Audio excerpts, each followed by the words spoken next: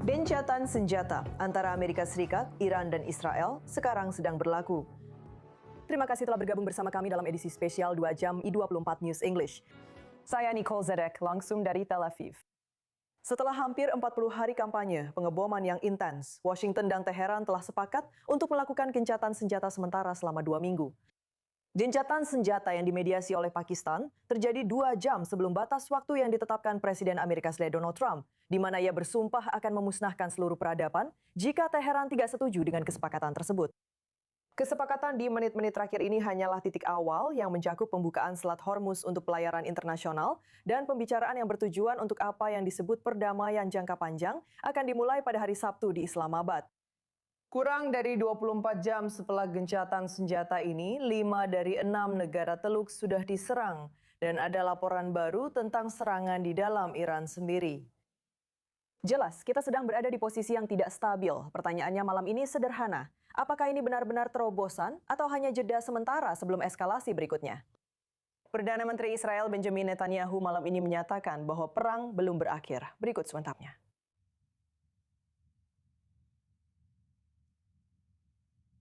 Negara Israel meraih keuntungan besar. Pencapaian yang sampai belum lama ini masih dianggap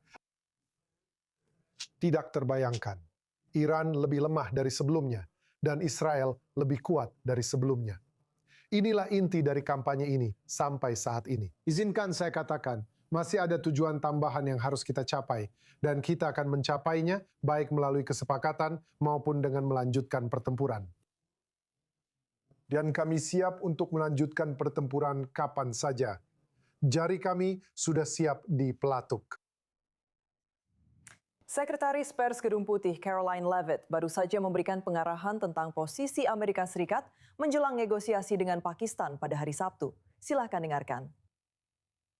Upaya gigih dari semua anggota militer luar biasa kita, menciptakan daya tawar maksimal bagi Presiden Amerika Serikat, memungkinkan beliau dan tim kepemimpinannya untuk melakukan negosiasi yang sulit selama beberapa minggu terakhir. Hal itu kini telah membuka peluang untuk solusi diplomatik demi perdamaian jangka panjang di Timur Tengah. Tekanan maksimal dari Presiden dan pengaruh yang diciptakan oleh keberhasilan operasi Epic Fury membuat rezim Iran meminta dan akhirnya menyetujui proposal gencatan senjata dengan Amerika Serikat. Iran tidak lagi sanggup menahan serangan bom atau mengambil risiko atas apa yang akan terjadi setelah batas waktu pukul 8 malam yang diberikan Presiden Trump tadi malam. Iran telah setuju untuk membuka Selat Hormuz, dan seperti yang dikatakan Presiden, kami telah menerima proposal dari pihak Iran yang telah ditetapkan sebagai dasar yang dapat digunakan untuk bernegosiasi. Garis merah Presiden, yaitu penghentian pengayaan uranium oleh Iran di Iran, tidak berubah. Dan gagasan bahwa Presiden Trump akan menerima daftar keinginan Iran sebagai sebuah kesepakatan benar-benar tidak masuk akal. Presiden hanya akan membuat kesepakatan yang demi kepentingan terbaik Amerika Serikat. Dan beliau bersama tim negosiasinya akan fokus pada upaya ini selama 2 minggu ke depan, selama Selat Hormuz tetap terbuka tanpa batasan atau penundaan. Kita mulai percakapan ini di studio bersama koresponden senior Timur Tengah I24 News English, Ariel Osran. Ariel, ketika kita membicarakan kondisi gencatan senjata saat ini, jika kita bahkan bisa menyebutnya demikian, karena masih ada pelanggaran terhadap gencatan senjata ini yang dilaporkan. Saat kita berbicara, ada pernyataan baru yang keluar dari Ketua Parlemen Iran, Khalibah, yang menyatakan bahwa Iran sekar melanggar gencatan senjata ini. Negosiasi tidak masuk akal saat ini. Apa yang bisa Anda bagikan? Ya, jadi Muhammad Bakr Khalibah yang disebutkan oleh Presiden Trump sebagai pihak utama yang menjadi penghubung antara Washington dan Teheran. Dia juga diperkirakan akan memimpin tim negosiasi Iran di Islamabad bersama Menteri Luar Negeri Iran Abbas Araghchi. Dia mengeluarkan pernyataan beberapa saat yang lalu yang menjelaskan setidaknya 3 pelanggaran terhadap setidaknya 3 klausul dalam proposal gencatan senjata 10 poin Iran yang menurut klaim Iran telah disetujui sepenuhnya oleh Amerika Serikat. Sekarang, sebelum saya membacakan pernyataannya, kita harus memperjelas hal itu. Caroline Leavitt yang tadi baru saja kita dengar, juru bicara Gedung Putih, dia mengatakan bahwa proposal 10 poin dari Iran ini dibuang ke tempat sampah oleh Presiden Trump. Dan baru setelah itu Iran mengajukan daftar tuntutan yang lebih moderat. Itu bukanlah daftar yang telah mereka publikasikan, melainkan daftar maksimalis asli. 3 klausul ini adalah pelanggaran gencatan senjata di Lebanon, menerbangkan drone di wilayah udara Iran, serta penolakan atas hak Iran untuk memperkaya uranium. Mengatakan, kutip, dalam situasi seperti ini, gencatan senjata bilateral atau negosiasi adalah tidak masuk akal. Itu menurut Khalibaf sekarang. Tapi menurut saya, yang kita lihat di sini adalah Iran tidak lagi mencari gencatan senjata. Itu akan Anda tahu, mengakhiri serangan terhadap mereka dan mungkin memungkinkan lalu lintas bebas melalui Selat Hormuz. Tapi mereka mencoba memanfaatkan posisi mereka menjadi kekuatan regional baru untuk memanfaatkan realitas strategis baru yang muncul setelah mereka menggunakan kendali atas Selat Hormuz sebagai opsi nuklir mereka. Kita tidak lagi banyak membicarakan ancaman nuklir, melainkan ancaman ekonomi. Dan mereka berhasil memanfaatkan posisi geografis mereka di dekat pintu masuk Selat Hormuz untuk benar-benar memaksimalkan posisi mereka sambil mengancam negara-negara Teluk. Kita melihat Iran yang semakin berani, Iran yang semakin radikal, yang menurut Gedung Putih, bahkan sebelum dugaan pelanggaran ini pun sudah mengabaikan rencana 10 poin mereka sendiri. Mereka tampaknya sangat bersikeras bahwa mereka tidak lagi hanya mencari akhir dari perang, tetapi juga ingin memanfaatkan posisi mereka untuk menjadi kekuatan regional baru. Baiklah Ariel, saya ingin membawa percakapan lain ke studio ini juga. Kita juga ditemani oleh Michael Pragent, konsultan kebijakan luar negeri dan keamanan nasional, serta mantan petugas intelijen yang bergabung bersama kita dari Washington. Michael, bahkan saat kita mau bicarakan apakah gencatan senjata ini akan bertahan atau tidak, mari kita lihat dari sudut pandang militer, karena dengan gencatan senjata ini, situasinya jadi bagaimana? Apakah kemampuan militer Iran benar-benar telah berkurang secara signifikan? Kemampuannya memang telah berkurang, tapi masih tetap ada. Dan kita melihat itu sekarang dengan beberapa sel IRGC yang terpisah, meluncurkan drone dan roket. Dan pemerintah akan memberikan mereka kelonggaran itu, kelonggaran 24 hingga 48 jam untuk berhenti. Jika itu tidak berhenti, kami siap. Dan Presiden bisa mengatakan, kita sudah mencoba. Mereka melanggar gencatan senjata, dan kita akan melanjutkan operasi. Dan kita akan bernegosiasi dari posisi yang lebih kuat dibandingkan dengan gencatan senjata saat ini. Saat ini, gencatan senjata ini akan berlangsung selama Trump mentolerir pelanggarannya. Dan kita melihat Iran, seperti yang dikatakan tamu Anda, mencoba memperkuat posisinya. Saya pikir mereka justru melemahkan posisi mereka di hadapan Presiden. Semakin sering mereka mengujinya, semakin sering mereka melanggarnya, semakin besar kemungkinan dia akan berkata, "Hey, kita sudah memberi kesempatan, dan mari kita lanjutkan operasi." Jadi mengapa harus memujinya sama sekali? Mengapa orang-orang Iran mencoba menempatkan Presiden Amerika Serikat dalam posisi di mana dia bisa membatalkan negosiasi kapan saja?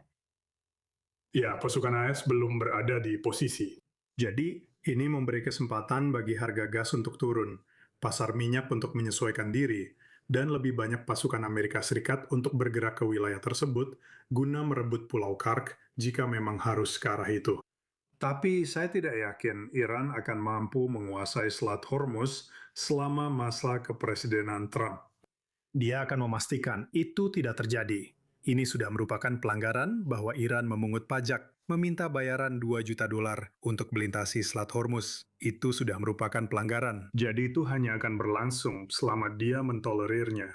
Tapi dia mungkin akan mentolerirnya lebih lama saat pasukan Amerika Serikat bergerak ke suatu wilayah di mana dia bisa berkata, "Oke, mari kita lanjutkan dan rebut Pulau Kark, dan mari kita bantu sekutu Teluk kita untuk mengambil lebih banyak kendali atas Selat Hormuz dan memastikan itu menjadi jalur terbuka untuk perdagangan minyak."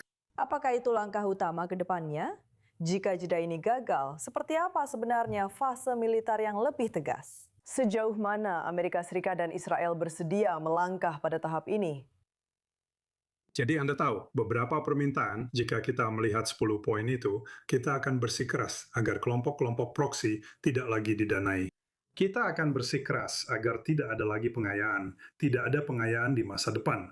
Program rudal balistik juga harus dibahas. Jadi ini tidak hanya akan tentang Pulau Kark, ini akan mencakup semuanya. Saat ini, kami sedang mengamati apakah mereka mencoba membangun kembali situs-situs yang hancur yang terkait dengan program nuklir mereka, atau apakah mereka mencoba memindahkan aset pertahanan udara ke area-area penting. Jadi operasi militer tidak perlu dimulai dari awal lagi.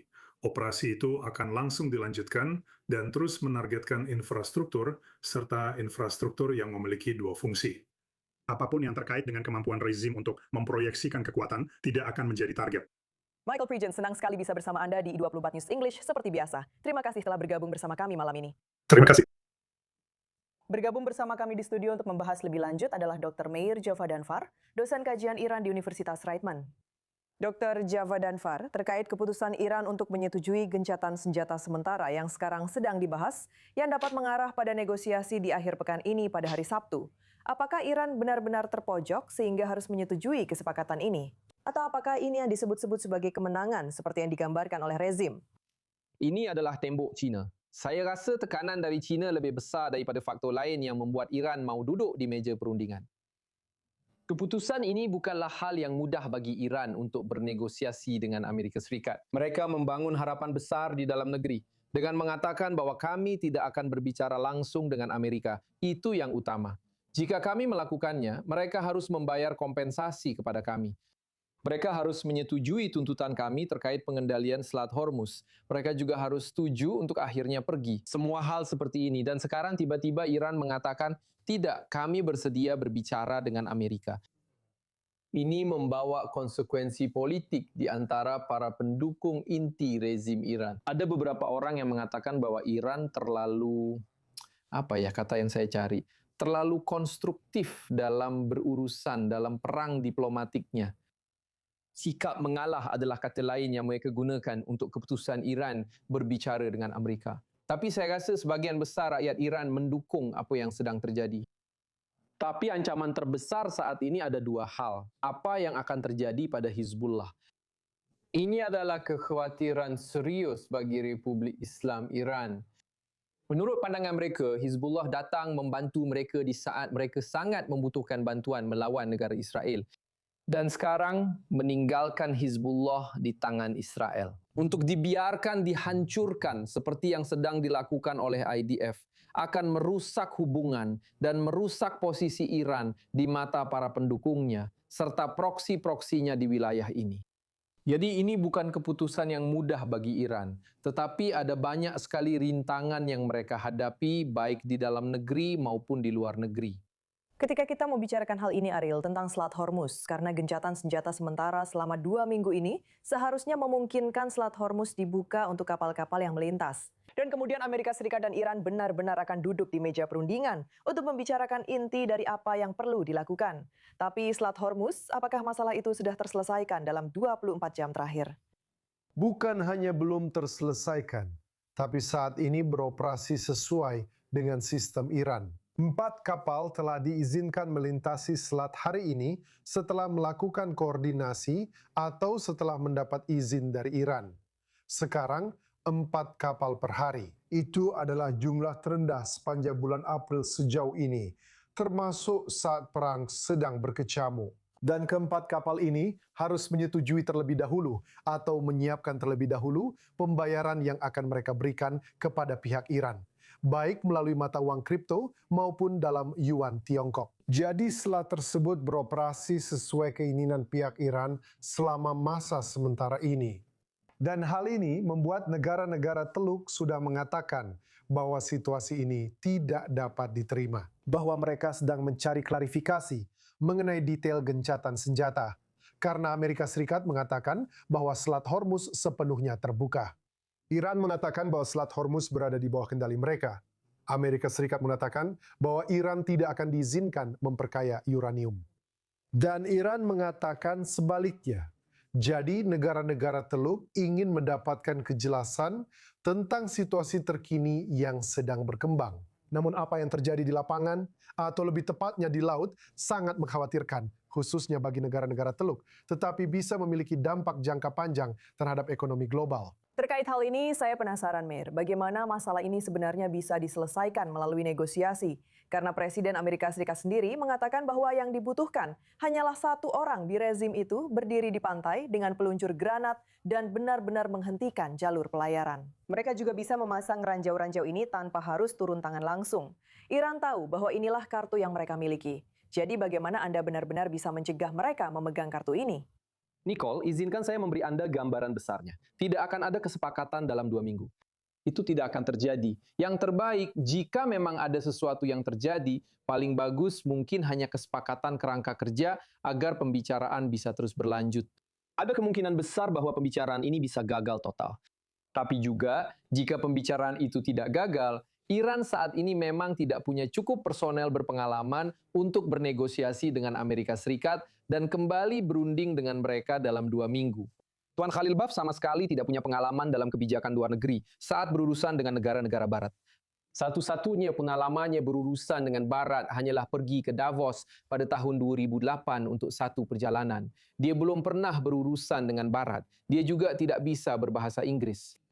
Dan kita juga tidak tahu apakah pemimpin tertinggi masih mampu menjalankan tugasnya. Apakah beliau sehat? Sejujurnya, saya sangat pesimis. Dan saya pikir ini akan berantakan seperti yang terjadi hari ini. Akan ada lebih banyak serangan. Benar, Afiel. Akan ada lebih banyak serangan terhadap negara-negara Teluk Persia. 5 dari 6 negara Teluk telah diserang hari ini. Sangat parah. Hampir 100 drone. Ini bukan apa-apa selain gencatan senjata. Jadi menurut saya kita harus siap jika ini akan berlangsung lama dan bisa saja gagal. Atau yang terbaik yang bisa kita harapkan hanyalah gencatan senjata selama 2 minggu. Tapi orang-orang Iran melihat pencapaian di lapangan. Tapi saya bisa membicarakan itu lebih lanjut nanti. Baiklah, kita akan membahasnya lebih lanjut nanti, tapi kita bisa mendapatkan pemahaman yang lebih baik tentang apa yang bisa terjadi dengan negosiasi ini pada hari Sabtu. Karena gencatan senjata 2 minggu ini semuanya diatur oleh Pakistan, yang turun tangan sebagai perantara utama antara Washington dan Teheran, menempatkan Islamabad sebagai pusat diplomasi langsung yang langka. Karena kedua belah pihak sekarang bersiap untuk pembicaraan penting, yang diperkirakan akan dimulai di sana pada hari Sabtu. Bergabung bersama kami untuk membahas lebih lanjut adalah Ahmed Quraisy, jurnalis dan pembawa acara TV yang bergabung bersama kami dari Islamabad.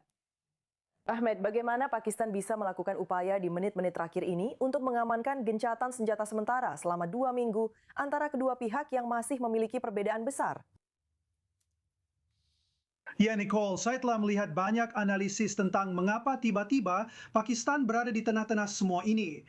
Tapi bagi mereka yang benar-benar telah mengikuti hubungan antara Iran dan Pakistan selama entahlah 4 dekade terakhir, mereka tahu itu. Pakistan setidaknya selama 20 tahun terakhir sebenarnya telah menjadi mediator. Terkait program nuklir Iran antara Iran dan Barat, khususnya Amerika Serikat, dan kadang juga masalah antara Iran dan negara-negara Arab Teluk. Jadi ini tidak mengejutkan bagi mereka yang sudah mengikuti, tapi bagi dunia lainnya, hal ini tiba-tiba diketahui publik sekarang, jelas dan taruhannya jauh lebih tinggi saat ini. Jadi itulah alasan mengapa Pakistan berada di tengah-tengah. Pengaruh yang dimiliki Pakistan, ya, Iran memiliki hubungan buruk dengan semua negara di sekitarnya, dan Iran juga mencoba mendestabilisasi Pakistan. Anda tahu, dengan menggunakan proksi. Dan Anda tahu, salah satu proksi utama IRGC yang bertempur di Suriah, Brigade Zainabiyun, sebenarnya direkrut dari dalam Pakistan, dari komunitas Syiah Pakistan. Dan Pakistan tentu saja mengambil tindakan tegas terhadap hal itu dan menghentikan perekrutan oleh Iran. Dan hal itu menciptakan banyak ketegangan. Hanya beberapa tahun yang lalu, IRGC menembakkan rudal ke dalam wilayah Pakistan. Dan Pakistan membalas dengan mengirimkan jet tempur untuk membom wilayah Iran. Jadi hubungan mereka sebenarnya tidak terlalu baik. Anda tahu, bukan tetangga yang terbaik sejak tahun 1979. Tetapi mereka selalu menjaga saluran komunikasi. Dan itu sangat berguna sekarang dalam pembicaraan ini. Dengan pembicaraan ini yang diperkirakan akan dimulai pada hari Sabtu di Islamabad, apa sebenarnya yang bisa kita harapkan? Anda berbicara tentang apa yang bisa diberikan Pakistan kepada kedua belah pihak. Tapi bagaimana Islamabad bisa membuktikan dirinya sebagai mediator yang sukses antara kedua negara ini ketika masih ada perbedaan besar yang tersisa? Sebenarnya banyak pujian patut diberikan kepada pejabat Pakistan yang berhasil meyakinkan pihak Iran. Karena jika Anda ingat, selama 1 minggu terakhir, pihak Iran sempat mencoba menghindar untuk datang ke Islamabad. Jadi mereka, Anda tahu, mereka tampaknya memberitahu beberapa pihak lain, bukan orang Pakistan, mungkin orang Mesir, mungkin juga orang Turki, memberitahu seseorang bahwa mereka tidak ingin berada di Islamabad. Kami siap untuk berbicara dengan Amerika Serikat. Kita bisa melakukannya di tempat lain, mungkin Qatar, mungkin Turki, Istanbul, siapa tahu. Tapi bukan di Islamabad, entah apa alasannya. Kita bisa bahas itu nanti. Tapi orang Pakistan berhasil menekan orang Iran dan setidaknya membuat mereka setuju untuk datang. Dan mereka masih mencoba untuk menghindar. Dan seperti yang dijelaskan dengan sangat tepat oleh tamu Anda, bagaimana mereka bisa dibilang mematuhi semacam gencatan senjata yang sebenarnya bukan gencatan senjata. Mereka masih menyerang negara-negara Arab Teluk, mereka juga melakukan hal-hal lain. Mereka masih mengancam akan menutup Selat Hormuz lagi. Mungkin tidak akan datang ke Islamabad jika Israel tidak menghentikan aksi terhadap Hizbullah dan Lebanon, dan sebagainya. Jadi, orang-orang Iran masih memberi sinyal-sinyal kecil seperti ini, menakut-takuti semua orang, terutama orang-orang Pakistan. Kami mungkin akan datang atau tidak ke Islamabad, tapi Pakistan benar-benar berharap jika mereka datang, jika orang-orang Iran datang ke Islamabad, saya rasa Pakistan benar-benar hanya berharap untuk melakukan dua hal. Yang pertama, mungkin membuat orang-orang Iran menawarkan cukup banyak konsesi agar negosiasi, pembicaraan, prosesnya bisa berlanjut melewati jangka waktu 15 hari. Itu yang pertama. Dan yang kedua, mungkin meyakinkan orang-orang Iran untuk mempertimbangkan masa depan yang baru. Entahlah, kamu tahu, mungkin bahkan mengubah rezim mereka menjadi, kamu tahu, bertransisi dari rezim revolusioner yang gila yang bergantung pada proksi menjadi negara yang normal. Untuk memiliki hubungan yang normal, menggunakan kekayaan minyak mereka untuk, kamu tahu, entahlah, membangun kembali negara itu. Jadi orang-orang Pakistan, kamu tahu, sangat berharap bahwa begitu kami bertemu dengan orang-orang Iran di Islamabad, kami mungkin bisa duduk berhadapan dan benar-benar mencoba meyakinkan mereka. Mari kita lihat apa yang terjadi. Ahmed, bagaimana dengan negara-negara Teluk? Bagaimana mereka memandang kemungkinan pembicaraan ini jika memang bisa benar-benar menghentikan ancaman dari Iran yang telah membebani mereka, terutama selama 1,5 bulan terakhir? Saya rasa banyak orang di Pakistan awalnya agak terkejut melihat banyak negara Teluk benar-benar merasa khawatir. Dan saya akan sangat diplomatis, Anda tahu, dengan menggunakan kata khawatir. Saya tidak akan menggunakan kata yang lebih keras. Beberapa dari mereka sangat khawatir tentang pembicaraan ini di Islamabad. Jadi saya rasa para pejabat Pakistan harus secara pribadi menghubungi negara-negara Arab Teluk dan berkata, begini, Anda akan dilibatkan dalam setiap kesepakatan. Tidak akan ada kesepakatan dengan Iran tanpa negara-negara Arab Teluk benar-benar ikut berkepentingan dan tanpa keluhan mereka apapun itu ditangani. Jadi saya pikir negara-negara Arab Teluk sangat memperhatikan dengan seksama. Mereka mendorong pihak Pakistan. Mereka juga berkata, begini, kami akan terlibat dalam setiap kesepakatan yang kalian, orang Pakistan, jembatani antara Iran dan Amerika Serikat. Kami tidak bisa dikesampingkan. Kami sudah cukup menderita selama 47 tahun. Kami telah menjadi korban rezim ini sejak tahun 1980. Jadi kami harus terlibat dalam setiap kesepakatan. Jadi ini benar-benar diplomasi yang sangat sulit yang sedang dijalankan oleh orang-orang Pakistan. Negara-negara Arab Teluk sangat memperhatikan dengan seksama. Dan mari kita lihat apa yang akan terjadi. Ya, kita semua pasti akan memperhatikan akhir pekan ini juga. Ahmed Qureshi, senang Anda bisa bergabung bersama kami di I24 News English hari ini. Terima kasih. Ya, kembali ke Anda, Dr. Mir. Begini, perang ini seperti gempa bumi di Timur Tengah. Dan setelah gempa bumi, jika Anda melihat peta fisik wilayah yang mengalami gempa, akan ada garis patahan baru di topografinya. Dan sekarang ada garis patahan baru di wilayah ini. Niko, saat ini ada lebih banyak negara yang menganggap kebijakan Republik Islam Iran sebagai ancaman eksistensial bagi mereka dibandingkan sebelumnya. Ini belum pernah terjadi sebelumnya. Lihat berapa kali ada yang menembakkan rudal ke Doha, Abu Dhabi, dan Dubai. Bahkan Muscat, bahkan orang Oman pun tidak luput. Tentu saja orang Kuwait yang malang. Kita sedang menyaksikan gempa geopolitik di kawasan ini. Ada negara-negara di wilayah ini yang sekarang lebih sejalan dengan Israel dalam hal Iran dibandingkan sebelumnya. Dan inilah tantangan bagi orang-orang Pakistan. Orang-orang Pakistan mereka harus memastikan bahwa di satu sisi mereka menjadi mediator yang baik, tetapi di sisi lain mereka juga tidak boleh membiarkan mediasi itu merusak reputasi mereka. Saya hanya ingin mengatakan, Anda membicarakan tentang strategi Iran dalam menyebabkan gempa besar di kawasan ini. Apakah strategi itu malah menjadi bumerang atau justru tetap memungkinkan rezim tersebut keluar dengan utuh di akhir perang ini? Ya, siapapun yang mengatakan bahwa rezim ini akan jatuh, kamu tahu mereka keliru. Pertama-tama, dari laporan di media, Mossad tidak pernah mengatakan bahwa rezim ini akan jatuh hanya dalam satu gebrakan. Saya rasa Perdana Menteri Netanyahu yang menyampaikan pesan itu kepada pihak Amerika. Tidak ada yang berfikir mereka akan menggulingkan rezim ini dari udara. Tapi rezim Iran, kita harus menunggu dan melihat, Nicole. Saya akan langsung ke intinya karena waktu singkat. Bukti sebenarnya terlihat dari hasil akhirnya. Mari kita lihat kesepakatan apa yang ada, status quo seperti apa, terkait kendali atas Selat Hormuz, program nuklir Iran, dan cadangan 450 kg itu. Saya akan masukkan itu ke dalam kategori minimum. Lalu saya akan masukkan itu semoga untuk kita di Israel. Ditambah lagi, bagi Israel, ini menyangkut program rudal dan proksi Iran. Nicole, saya tidak terlalu optimis kita akan mendapatkan itu. Saya akan jujur denganmu, berdasarkan pengalaman, saya tidak terlalu optimis. Saya rasa banyak orang di Israel yang merasakan pesimisme itu saat ini, Dr. Jabadanfar. Kita akan membahas lebih lanjut setelah jeda singkat. Bapak-bapak, tetap bersama saya di studio. Kami akan segera rehat sejenak di 24 News. Tapi saat kami kembali, masih banyak aspek lain dari gencatan senjata saat ini yang akan kita bahas, termasuk apa artinya di front utara. Dengan terus berlanjutnya serangan, Israel melakukan salah satu gelombang serangan terbesar terhadap Hizbullah sejak pertempuran baru ini dimulai. Semua pembaruan tentang front tersebut akan kami sampaikan setelah rehat singkat di I24 News English.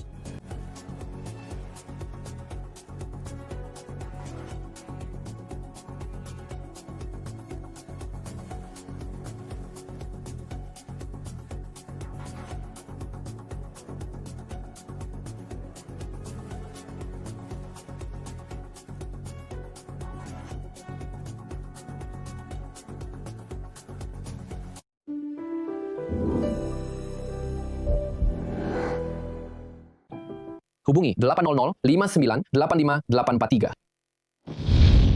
Krisis di dalam Ukraina telah mencapai tingkat yang sangat parah. Dengan orang-orang Yahudi lanjut usia didorong hingga ke batas kemampuan mereka. Masuklah ke dalam. Udara sangat dingin sekali.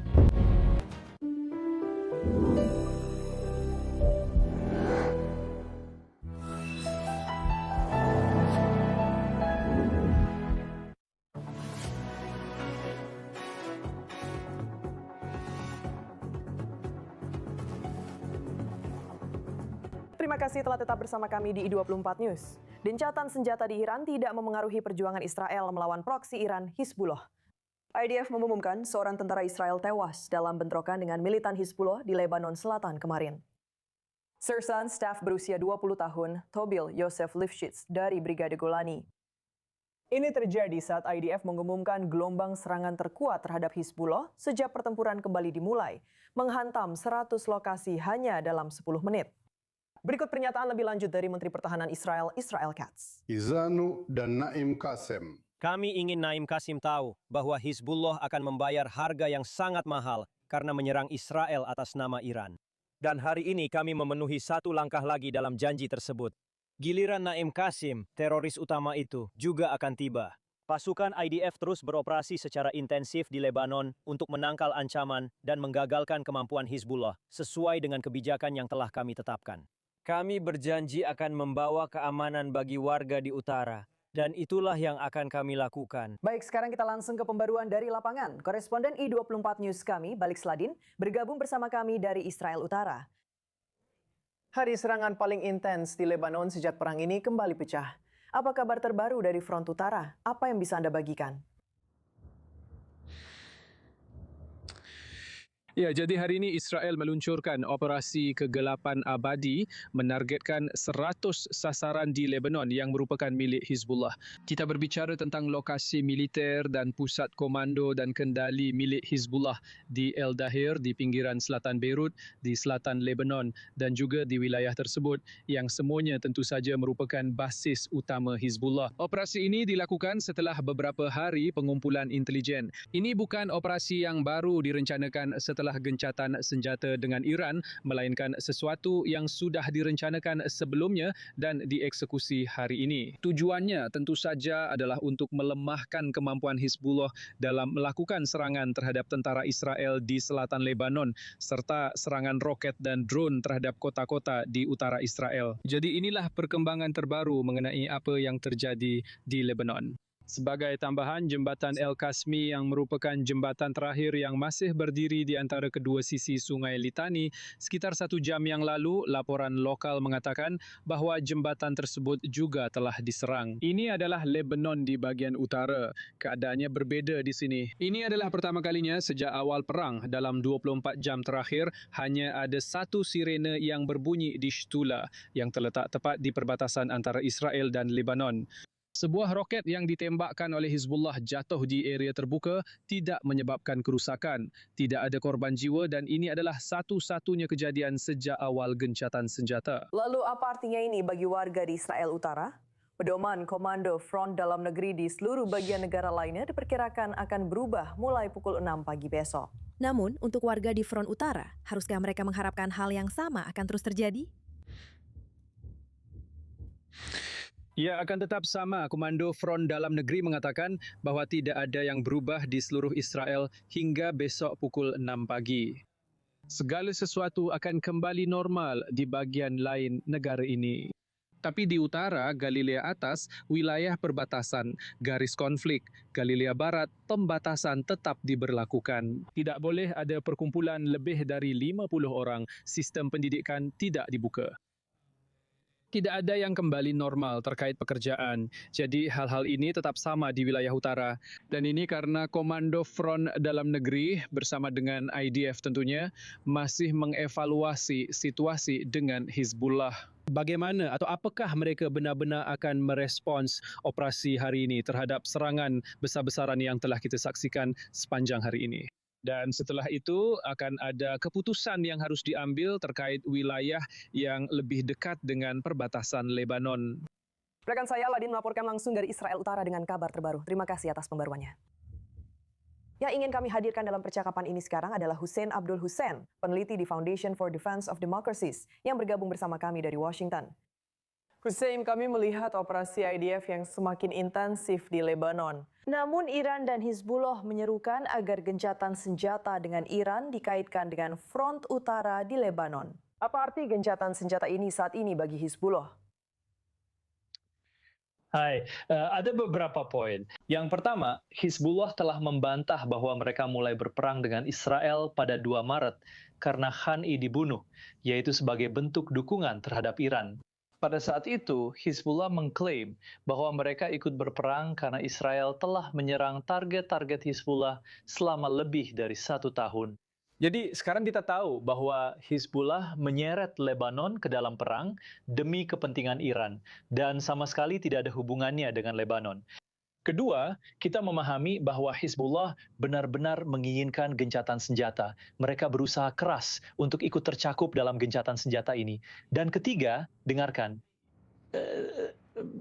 milisi di Lebanon, milisi bersenjata di Lebanon, telah melancarkan serangan ke Israel sejak tahun 1969. Itu 10 tahun sebelum Republik Islam bahkan lahir. Jadi konflik ini sama sekali tidak ada hubungannya dengan Iran, bahkan jika Iran mencoba menungganginya dan memeras Israel dengan mempersenjatai serta mendukung Hizbullah. Jadi dengan kerusuhan internal dan milisi bersenjata di dalam Lebanon ini, bagaimana hal ini memengaruhi pemerintah Lebanon dan apa yang ingin mereka lihat di negara mereka?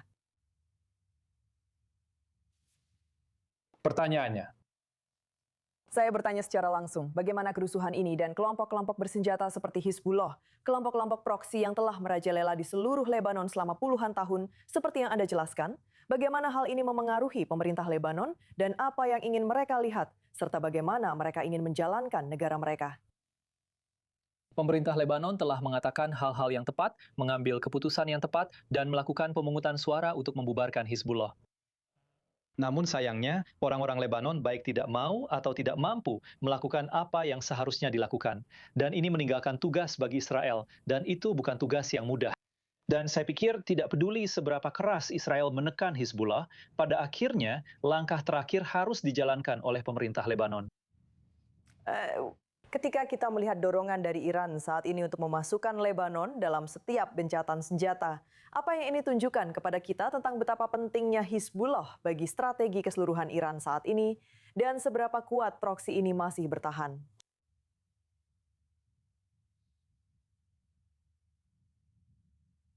Hussein Abdul Hussein, saya rasa kami sedang mengalami beberapa kendala teknis di sana dan saya pikir kami mungkin sudah terputus dengannya. Jadi saya ingin melanjutkan percakapan ini di studio sekarang bersama Ariel Osran dan Dr. Maya Javadanfar. Dr. Javadanfar, strategi proksi Iran selama beberapa dekade terakhir di seluruh Timur Tengah. Apakah strategi itu mulai berakhir? Atau apakah kita masih melihat meskipun tentakel gurita itu kini lebih lemah namun tetap ada? Mari kita lihat ini. Microsoft Windows tugasnya adalah menjalankan laptop atau komputer Anda. Proksi Iran, tugas mereka adalah mencegah perang terjadi di dalam wilayah Iran. Apakah itu berfungsi? Tidak, itu tidak berfungsi. Kita baru saja melihat untuk kedua kalinya perang telah dibawa ke dalam wilayah Iran. Proksi Iran gagal menjalankan tugas mereka. Salah satu alasan mengapa Hizbullah dilepaskan ke Israel dalam perang saat ini adalah untuk mengurangi jumlah serangan terhadap Iran dan mengalihkannya ke Hizbullah. Namun, hal ini tidak terjadi. Itu tidak berfungsi. Sudah lama sekali itu berhenti berfungsi. Namun, saya sangat skeptis apakah rezim Iran akan mengubah kebijakannya karena alasan domestik. Ada orang-orang di dalam inti negara. Ini adalah orang-orang garis keras di sekitar rezim yang mendukungnya, yang memiliki kepentingan ekonomi dan politik domestik untuk menjaga kelompok-kelompok ini tetap berjalan. Meskipun mereka tidak menjalankan tugas terpenting mereka, yaitu menjaga agar perang tidak masuk ke wilayah Iran dan justru terjadi di wilayah mereka sendiri. Jadi benar kebijakan itu telah gagal, tapi tidak, Iran tidak akan berhenti mendukung mereka. Tapi saya pikir setelah perang yang begitu menghancurkan bagi ekonomi Iran, akan lebih sulit bagi mereka untuk mengumpulkan dana guna mendukung kelompok-kelompok ini. Dan saya pikir salah satu alasan Iran ingin kita berhenti menyerang Hizbullah sekarang adalah karena besok orang-orang Iran yang harus membayar semua bangunan yang hancur ini, dan mereka sudah tidak punya uang seperti dulu. Bagian yang sangat penting dalam hal ini, saya ingin mengajak Hussein yang sekarang sudah bergabung bersama kita. Saya rasa kita sudah terhubung kembali dengannya.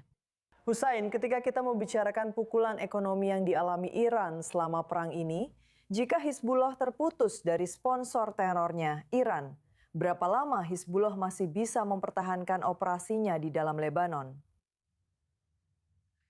Hizbullah sebenarnya sudah berada dalam posisi tertekan, bahkan sebelum pecahnya perang. Mereka tidak mampu membangun kembali lingkungan para pendukung Syiah mereka. Jaringan kesejahteraan sosial mereka telah kehilangan pendanaan dan semakin melemah. Dan ada banyak orang yang menerima gaji dari Hizbullah atau mendapatkan perawatan medis dari Hizbullah yang sudah tidak lagi menerima perawatan atau dukungan apapun. Jadi bahkan sebelum perang, kondisi keuangan Hizbullah dan para pendukungnya di Lebanon sudah sulit. Sekarang, setelah perang, karena kita memperkirakan negara-negara Teluk benar-benar akan mengisolasi Iran, dan ini memotong banyak uang ilegal Iran yang dulu masuk ke tangan rezim. Itu semakin menekan Teheran, yang membuat uang yang tersedia untuk Hizbullah jadi semakin sedikit. Jadi saya akan mengatakan ini mungkin adalah titik terlemah bagi Hizbullah, baik secara militer maupun finansial. Hussein Abdul Hussein, terima kasih telah terhubung kembali dan bersama kami di I24 News English. Kami sangat menghargainya. Terima kasih. Baik Ariel, saya ingin kamu ikut dalam percakapan ini tentang apa yang kita lihat dengan Hizbullah dan pertempuran mereka yang belum berhenti. Karena pertempuran masih terus berlangsung di perbatasan utara. Ya, lihat. Pertama-tama ketika Hizbullah mulai menyerang Israel dan komunitas di perbatasan utaranya, butuh beberapa hari bagi mereka untuk menyesuaikan ritme mereka. Tapi begitu mereka mencapai ritme rata-rata 65 serangan, sebagian besar terhadap pasukan Israel di Lebanon Selatan. Tapi juga setidaknya 2 lusin serangan per hari ke komunitas di perbatasan utara, banyak pihak di Israel terkejut. Bagaimana Hizbullah? Bagaimana mereka bisa melakukan serangan dengan intensitas tinggi terhadap Israel setelah hampir 3 tahun serangan terus-menerus dari pihak Israel? Masalahnya adalah Anda harus melihatnya dalam cakupan yang luas. Sebelumnya, menjelang tanggal 7 Oktober, mereka memiliki sekitar 80.000 roket dan rudal dalam persenjataan mereka. Itu telah berkurang sebanyak 80%. Jadi ketika di Israel, saat Anda berurusan dengan 20% itu, jumlahnya masih sangat banyak. Itu hampir 15.000 roket yang memungkinkan mereka meluncurkan sekitar 10 hingga 200 roket per hari dengan perhitungan ekonomi peluncuran mereka. Tapi harapan untuk turun dari 100% menjadi 0% dalam satu pukulan, dalam satu putaran. Itu adalah harapan yang sebenarnya tidak relevan ketika kita berbicara tentang kekuatan militer sebesar itu dalam skala global. Menjelang tanggal 7 Oktober 2023, Hizbullah dianggap sebagai milisi terkuat di dunia, bahkan lebih kuat daripada beberapa angkatan bersenjata di negara-negara Eropa. Jadi ketika Anda menurunkan itu dari 100% menjadi 20%, 20% masih sangat signifikan. Tapi sekarang tujuannya adalah mencoba mengurangi 20% itu agar semakin mendekati 0. Dan itulah yang sedang dilakukan Israel. Dan saya pikir harapan yang realistis seperti itu juga perlu diterapkan kepada Iran. Harapan bahwa setelah perang 12 hari, setelah pukulan besar dan penurunan kemampuan mereka, mereka masih berhasil meluncurkan rudal ke Israel sebanyak 10 rentetan per hari. Ya, itu memang signifikan. Tapi kita berbicara tentang 1 hingga 2 rudal per rentetan dibandingkan dengan 150 rudal per rentetan yang kita lihat dalam 2 kejadian di tahun 2024. Jadi Israel terus secara bertahap menurunkan kemampuan para lawannya. Dan di sini dengan Hizbullah, ini adalah sangat menentang mengaitkan gencatan senjata di Iran dengan gencatan senjata di Lebanon. Mereka ingin memaksimalkan pencapaian terhadap Hizbullah untuk terus menurunkan ancaman sampai mencapai ambang batas di mana upaya diplomatik yang akan mengambil alih. Dan memberikan pukulan terakhir kepada Hizbullah sebagai ancaman militer terhadap Israel. Baiklah Ariel, terima kasih atas pembaruannya. Saya ingin mengulas beberapa reaksi internasional yang telah kita lihat terhadap gencatan senjata ini, khususnya dari Rusia. Rusia mengatakan bahwa mereka menyambut baik gencatan senjata 2 minggu antara Amerika Serikat dan Iran dan berharap hal ini dapat mengalihkan fokus kembali ke Ukraina. Kremlin mengatakan Moskow sekarang berharap Washington memiliki lebih banyak waktu dan ruang untuk melanjutkan pembicaraan damai 3 pihak dengan Kiev. Negosiasi tersebut yang sebelumnya diadakan di Istanbul, Abu Dhabi, dan Jenewa, sebagian besar telah terhenti karena perang di Ukraina kini memasuki tahun kelima. Bergabung bersama kami untuk membahas lebih lanjut adalah Anna Bertovskaya, peneliti senior di Washington Institute for Near East Policy. Anna, Rusia menyambut baik gencatan senjata ini. Jadi, apa yang bisa kita ketahui tentang prioritas Moskow saat ini? Terima kasih sudah mengundang saya, dan seperti biasa, senang sekali bisa hadir di acara Anda. Fakta bahwa Pakistan yang menjadi mediator gencatan senjata memberitahu kita sesuatu tentang situasi kita saat ini, dan juga tentang reaksi serta kepentingan Rusia. Pakistan adalah sekutu penting Amerika, tetapi juga sekutu Rusia. Dan faktanya adalah hubungan Rusia dengan Pakistan membaik setelah Rusia menginvasi Ukraina, dan khususnya dalam setahun terakhir, terutama dalam setahun terakhir ini. Jadi, fakta bahwa Pakistan adalah negara yang menegosiasikan gencatan senjata dari perspektif Rusia, sejujurnya itu adalah hal yang baik. Jadi apakah jeda dalam konflik Iran ini benar-benar menguntungkan Rusia dengan mengurangi tekanan pada sekutunya, Teheran, sekaligus memberi Moskow lebih banyak ruang diplomatik terkait Ukraina? Bagaimana pengaruhnya? Dari perspektif Rusia, peristiwa yang sedang terjadi saat ini tidak bertentangan dengan tujuan geopolitik Rusia yang lebih luas. Bahkan semuanya masih sejalan. Dan itu artinya Rusia masih ingin melihat tatanan dunia yang benar-benar berbeda. Artinya, seperti yang sering dibicarakan orang Rusia, mereka menginginkan dunia yang polisentris atau multipolar, yang berarti mereka ingin pengaruh Amerika di panggung global berkurang. Dan fakta bahwa mediasi Pakistan, jika laporan terbaru dari New York Times akurat, didukung oleh Tiongkok, juga sejalan dengan agenda geopolitik yang lebih luas ini. Ingat juga bahwa Rusia memposisikan dirinya dalam krisis Iran ini sebagai suara yang seolah-olah paling masuk akal. Sementara pada kenyataannya, Rusia terus mendukung Iran melalui berbagai cara, termasuk dilaporkan memberikan informasi intelijen kepada Iran tentang lokasi pasukan Amerika. Jadi ini adalah permainan ganda yang dimainkan Rusia dalam krisis ini. Dan ketika berbicara tentang kepentingan geopolitik yang lebih luas, tentang bagaimana Rusia ingin memposisikan dirinya, apa yang ingin dicapai Rusia, kita masih berada di tempat yang sama seperti sebelum krisis ini dimulai. Apakah Rusia benar-benar tertarik untuk memulai kembali pembicaraan damai dengan Ukraina? Atau ini lebih tentang mengulur waktu dan mencoba membentuk narasi diplomatik yang menguntungkan bagi mereka? Rusia tidak tertarik pada perdamaian yang sejati. Kita sudah melihat hal ini bahkan sejak 17 Maret, Rusia secara signifikan meningkatkan serangannya terhadap Ukraina. Pada dasarnya, Rusia memulai serangan balasan. Dan ini adalah bagian dari pola perilaku Rusia yang sangat bisa diprediksi. Mereka hanya basa-basi soal diplomasi. Menjawab pertanyaan Anda, mereka mengatakan bahwa mereka berkomitmen pada perdamaian, sambil tetap melancarkan serangan mereka. Jadi, sejauh menyangkut tindakan Rusia, tidak ada indikasi bahwa mereka benar-benar berkomitmen pada perdamaian yang sejati. Yang mereka inginkan adalah penyerahan diri Ukraina, dan itu masih tetap demikian hingga hari ini. Anna Borjovskaya, sudut pandang yang sangat menarik untuk dibagikan saat kita membahas gencatan senjata ini. Terima kasih telah bersama kami di I24 News English. Terima kasih sudah mengundang saya. Kembali ke studio, di sini Dr. Jaffe Danfar. Saat kita membahas reaksi yang kita lihat secara internasional dari Rusia, mari kita juga bahas reaksi yang kita lihat dari dalam Iran. Bagaimana masyarakat Iran memandang berita tentang gencatan senjata ini? Ya, masyarakat Iran sulit untuk mengetahui karena tidak ada internet. Sudah 40 hari tanpa internet. Itu judul sebuah buku, 40 hari tanpa internet.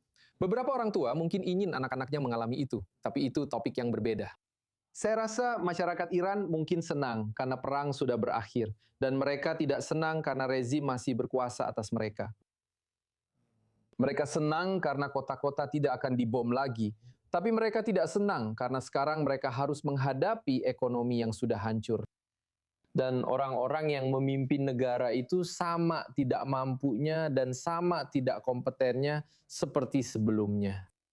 Dan Nicole, kita bisa melihat ini bukanlah akhir. Maksud saya, ini adalah awal dari akhir satu babak. Dan segera kita bisa melihat dalam 6 bulan atau 1 tahun ke depan akan ada gelombang protes lain di Iran. Karena masalah utamanya adalah ekonomi dan rezimnya, saya tidak melihat mereka benar-benar mampu mengatasi masalah inflasi.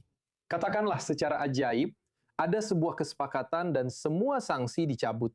Semua orang bisa berbisnis di Irak. Apakah rakyat Iran akan merasakan manfaatnya? Sangat kecil, karena ada banyak pejabat rezim korup yang mengendalikan ekonomi, dan itu akan membuat rakyat sulit merasakan manfaatnya. Jadi saya pikir kemungkinan akan ada gelombang demonstrasi lagi dalam 6 bulan hingga 1 tahun ke depan, baik dengan atau tanpa kesepakatan. Baiklah, tentu saja ini adalah sesuatu yang harus terus kita pantau kalau nanti informasi dari Iran mulai masuk.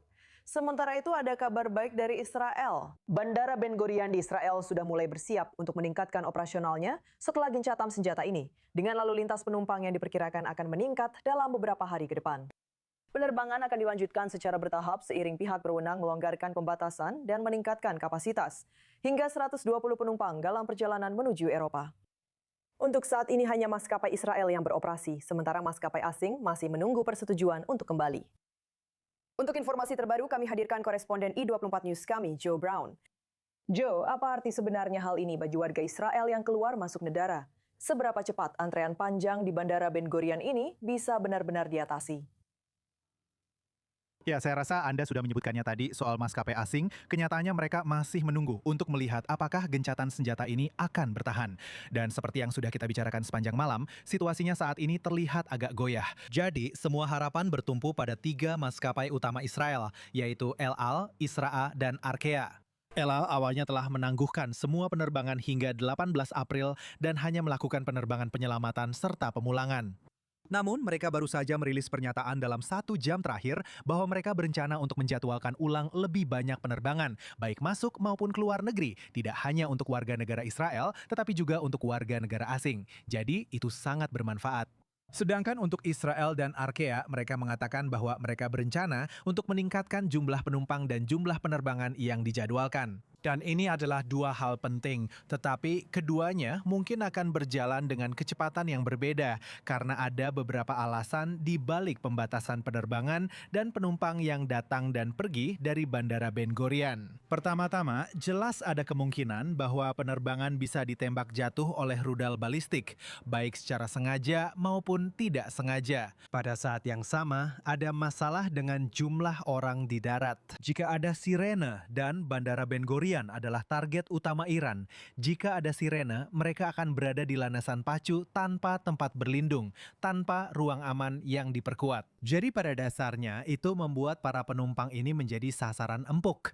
Hal itu memengaruhi jumlah penumpang yang terbang ke luar negeri. Tapi mereka ingin meningkatkan jumlahnya karena masalah-masalah ini tidak akan muncul jika gencatan senjata ini benar-benar bertahan. Kata kuncinya adalah jika gencatan senjata ini benar-benar bertahan. Tapi untuk penerbangan terjadwal masuk dan keluar negeri itu sedikit lebih rumit karena ada masalah kapasitas di Bandara Ben Gurion karena saat ini bukan hanya penerbangan penumpang seperti biasanya. Saat ini Bandara Ben Gurion menampung beberapa pesawat militer Amerika, terutama pesawat pengisian bahan bakar. Jadi pesawat-pesawat itu masih akan tetap di sana dan mereka harus mencari cara lain untuk memasukkan penerbangan-penerbangan ini jika ingin menambah jumlah penerbangan yang keluar dan masuk ke negara tersebut.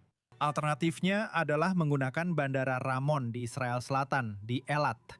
Ada masalah dengan bandara lain di Israel, yaitu bandara internasional lain di Haifa, karena bandara itu masih berada di bawah beberapa pembatasan dari Komando Front Dalam Negeri IDF yang diperbarui hari ini. Jadi, masih ada beberapa tanda positif bagi orang-orang yang ingin masuk ke Israel dan pergi. Penerbangan menuju Israel sudah beroperasi dengan kapasitas penuh selama beberapa waktu. Dan tampaknya selama gencatan senjata tetap berlangsung, yang seperti yang kita lihat mungkin tidak selalu terjadi, maka kita bisa berharap akan ada lebih banyak aktivitas yang keluar dari Bandara Ben Gurion. Ya, itu masih tanda-tanya besar, tapi tentu saja semoga saja begitu, terutama bagi mereka yang ingin masuk dan keluar dari negara ini. Joe, Israel bukan satu-satunya yang memantau langit. Negara lain di kawasan ini seperti Bahrain, Irak, Suriah, apa yang mereka putuskan untuk dilakukan dengan wilayah udara mereka? Nah, itu adalah 3 negara pertama yang sepenuhnya membuka wilayah udaranya. Irak dan Suriah telah mengatakan bahwa mereka akan mulai menjadwalkan penerbangan dalam beberapa hari ke depan. Tetapi sebagian besar penerbangan mereka kemungkinan hanya akan berada di sekitar kawasan tersebut. Karena tidak akan banyak orang yang ingin datang ke negara-negara tersebut dari luar negeri, terlepas dari apakah gencatan senjata benar-benar bertahan atau tidak. Mungkin belum akan beroperasi dengan kapasitas penuh, tetapi mereka telah mengatakan bahwa wilayah udara akan mulai dibuka, dan itu akan menguntungkan bagi penerbangan yang sedang transit. Mereka sebagian besar telah terbang di atas Arab Saudi, di mana terdapat koridor aman bagi penerbangan untuk melintas. Terutama penerbangan yang datang dari Uni Emirat Arab atau Qatar, yang keduanya telah diserang. Terutama bandara di Uni Emirat Arab telah menjadi target utama Iran. Namun mereka sekarang berharap dapat meningkatkan jumlah penerbangan yang keluar dari negara tersebut sehingga mereka tidak harus hanya melalui Arab Saudi. Mereka bisa bepergian ke berbagai tempat dan ini akan bermanfaat bagi sektor pariwisata, terutama untuk Uni Emirat Arab yang sangat bergantung padanya. Itu tentu saja sesuatu yang harus kita tunggu dan lihat, serta terus memantau situasi di wilayah udara itu. Koresponden I24 News English, Joe Brown, terima kasih atas pembaruannya. Baik, ada pembaruan singkat lainnya juga ketika kita membicarakan tentang pelonggaran pedoman Komando Front Dalam Negeri mulai pukul 6 pagi besok. Polisi Israel juga mengatakan bahwa situs-situs suci di Yerusalem akan dibuka kembali untuk para jamaah dan pengunjung mulai besok. Setelah Pekan Suci Kristen dan libur Paskah serta libur Yahudi Paskah yang berakhir malam ini, dengan banyak warga Maroko juga merayakan Mamuna di seluruh negeri. Jadi ini kabar baik bagi mereka yang berada di kota suci Yerusalem. Kami akan segera rehat sejenak di I24 News English, tapi saya ingin mengucapkan terima kasih kepada Dr. Meir Javedanpar yang sudah bersama kami di studio untuk memberikan analisis terbaru tentang Iran terkait gencatan senjata yang masih terus kami bahas ini. Jadi terima kasih sudah hadir di studio. Ariel tetap bersama saya untuk 1 jam ke depan, masih banyak yang akan kita bahas. Kami akan segera rehat sejenak di I24 News, tapi masih banyak pembaruan yang akan datang. Tetaplah bersama kami.